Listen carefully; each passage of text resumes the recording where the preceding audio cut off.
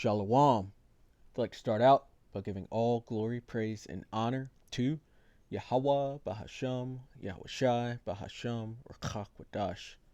Double honors to the elders and apostles of the Great Millstone, and Shalom to the elect of Israel.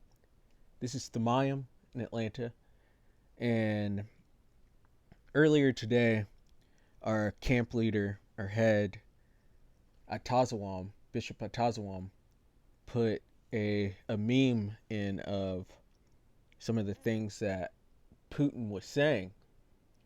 And he was saying when he nukes America, or when Russia nukes America, there'll be nothing left, no enemies left. And I thought it was interesting, so I had to go look it up and find an article about it. And here we are now. So it's from the Daily Mail. Just came out yesterday, October 5th. And it says, Putin threatens the West with total nuclear destruction, leaving no chance of survival in the event of a strike on Russia, as he warns his Satan II and flying Chernobyl missiles are ready for use in ranting anti-U.S. speech. And this article is pretty long, so just going to read the first few paragraphs. It said, Putin said that no one in the world in their right mind would use nuclear weapons against Russia. President Vladimir Putin has threatened the West with total nuclear destruction, leaving no chance of survival in the event of a strike on Russia. And on some levels, he's correct. America will be completely wiped out. There will be no more people living on this landmass here in North America. But the elect will escape before that destruction comes. So he's still going to have enemies, because once the elect are saved and changed, they'll be coming back and chaining up people such as Putin, because Putin is an Edomite, and he is an enemy of the Most High, Yahweh Ba'Shem Yahushai, and of the Israelites. And so he will have enemies left. And there will be people that make it out of that. It says, in a ranting anti-U.S. speech, the dictator said his powerful Satan II and flying Chernobyl missiles are ready for deployment in an ominous doomsday warning.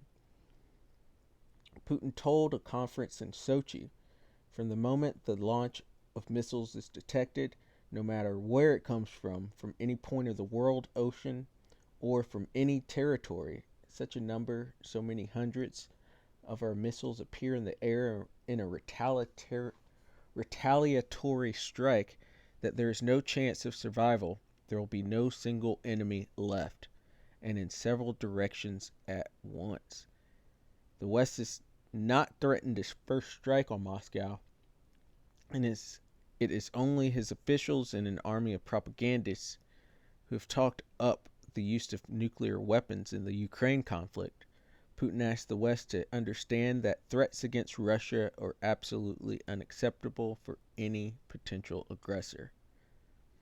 And so Putin's got some big talk, some big proud talk. And I remember reading about him a few years ago, and he was going into their place within the scriptures, within the Bible. And so I've got a suspicion that he understands what is to happen. I don't believe he understands how terrible it's going to be for Edomites once this destruction comes, but he knows that the Lord is using him to do some big things here on the earth. But nonetheless, he's still an enemy, so he's going to go down too. If he really understood, he would try to back away from that, because that's how it's that destruction that brings the end of all Edomite rulership, as well as all Gentile rulership, all heathen rulership. And they're going straight into slavery. So if he really understood that, he would not be launching those missiles or even talking about them. But I'm sure he probably thinks that everybody can be saved and blah blah blah. So he's going forth, and he's got no choice anyway. It's the Lord that's controlling him. But this is all speaking. These things are picking up, and we're seeing the prophecies as our elders and apostles of the great millstone have told us about. And so this is Habakkuk 2 and verse 3. For the vision is yet for an appointed time, but at the end, and we are in the end, it says, it shall speak and not lie. And you can see it. You can see it speaking. You can see these prophecies jumping off the page and speaking. You can see World War III forming. You could see that this will go out with nuclear missiles. You could see the MOTB and that coming. You could see the division between people, Satan against Satan. And you see the curses on our people, on the Israelites, the Negroes, Latinos, and Native Americans. And all these prophecies are, as they say, popping off the pages. It says, though it tarry, wait for it, because it will surely come. It will not tarry. And it seems like it's taken a while, but it's all on the Lord's time, and all these things are going to eventually happen. They're going to come to pass. And it seems like we have to have the MOTB to be implemented, and then all this stuff is going to start going even quicker and quicker. This is the book of Isaiah, chapter 54, and verse 16. It says, behold, I have created the smith that bloweth the coals in the fire, and that bringeth forth an instrument for his work. And I have created the waster to destroy. And those Russians, they've got some smiths that are creating and pumping out new ICBMs and newer nuclear weapons. And they were bragging about it, the Satan II and the flying Chernobyl. Those things were created, and it was all through the Lord giving his graces for it to be created. And that waster is going to destroy. Putin's trying to bring it forth right now, but there's still some prophecy that needs to be fulfilled, especially the MOTB. And then World War II can get kicked off and going, and then we of the hopeful elect can return home, or have Yahushua come and take us home.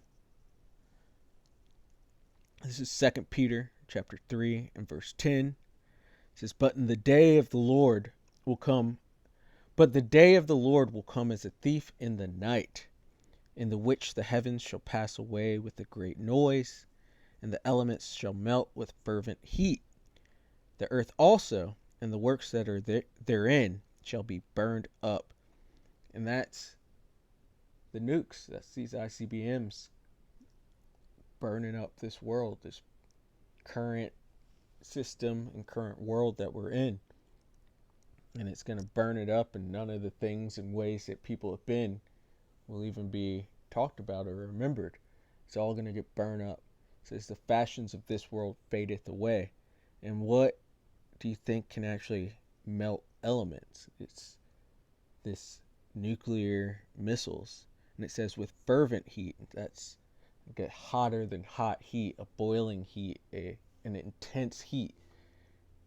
And it's going to burn up this world. It's going to burn up Esau's existence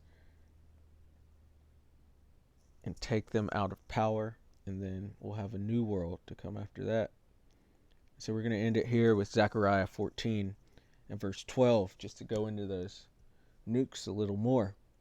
And it says, and this shall be the plague wherewith the Lord Yahweh will smite all the people that have fought against Jerusalem. So that's all of the heathen nations. You could look at Psalms 83 and it goes into that, plus any ones that aren't named, as well as the 2/3 of Israel, because they are enemies on this side. It says their flesh shall consume away while they stand upon their feet, and their eyes shall consume away in their holes, and their tongue shall consume away in their mouth. And the image of Sarah Connor in Terminator 2 standing against the fence when the nukes drops, that should come to your mind. That imagery, their flesh consuming away while they're still on their feet, their eyes melting away in their holes, so all their vision, all their plans and hopes that they had for the future are melting away, and their tongue, so all of the haughty, proud things they were saying, all the wicked things they were saying, is going to melt away.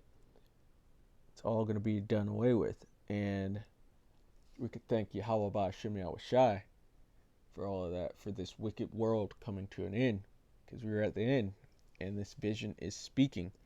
And you can see these things coming to fruition. And we could be happy that these Russian Edomites are about to take out these Western Edomites. This is all about to come, because Esau's going to fight himself out of his own kingdom just to be chained up by the Israelites after the Negroes, the Latinos, and the Native Americans, as well as our scattered brothers and sisters looking like the other nations. And so, Lord willing, that was edifying. I'd like to give all glory, praise, and honor to Yahweh Bahasham, Yahweh Shai Bahasham, Rakach Quadash. Double honors to the elders and apostles of the Great Millstone, and Shalom to the elect of Israel. Shalom.